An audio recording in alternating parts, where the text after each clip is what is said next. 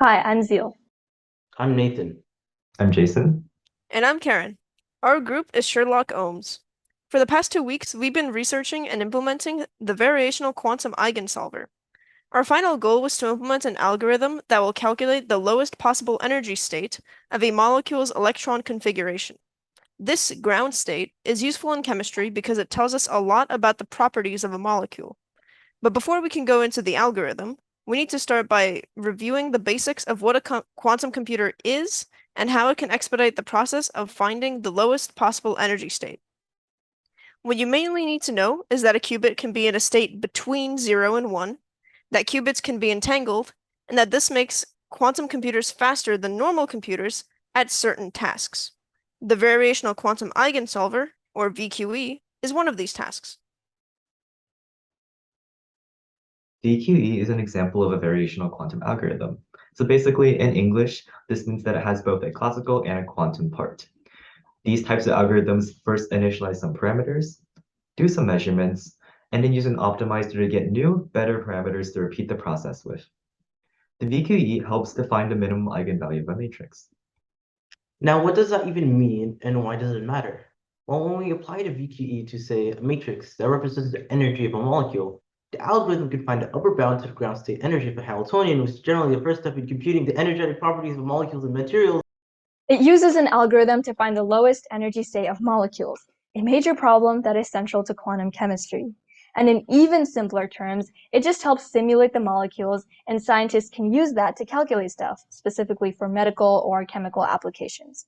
The scope of the VQE is therefore very wide, being potentially relevant for drug discovery, material science, and chemical engineering.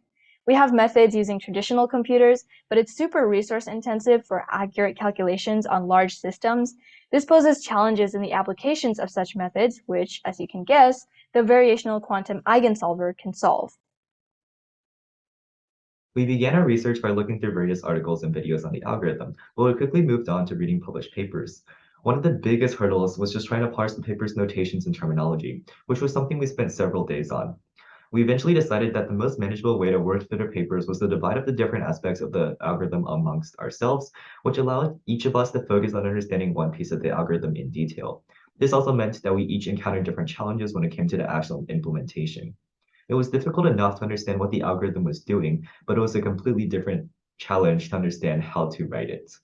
After fumbling through the papers for a while, we decided to write only the quantum piece from scratch and import all the classical stuff from outside libraries. Easy enough, right?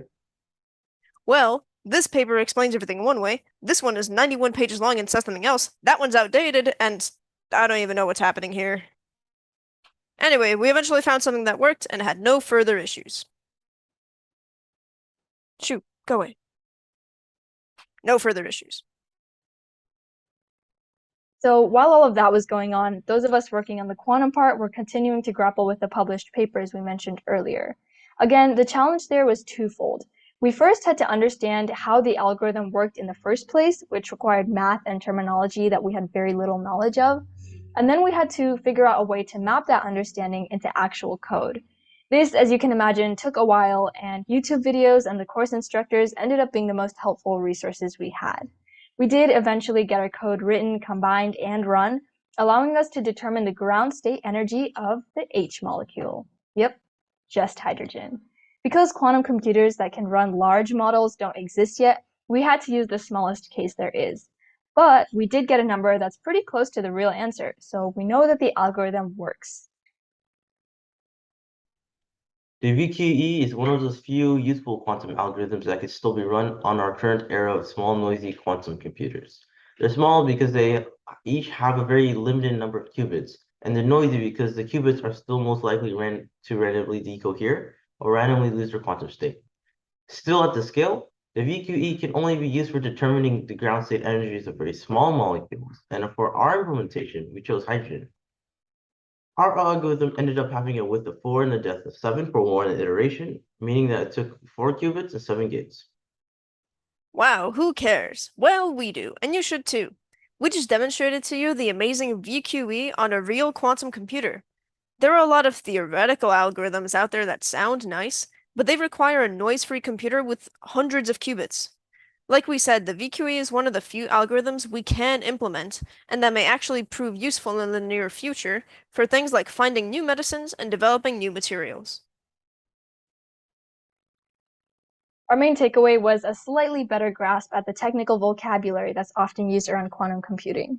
Of course, we still struggle through published papers just like everyone else, but now we struggle a little less. We also learned just how small the quantum computing community really is when we met the literal founder of the company that wrote one of Karen's daemon libraries. And I don't even know what's happening. We also learned that we couldn't do this without our TAs, and we want to thank them for helping us throughout the whole process. Thanks for watching.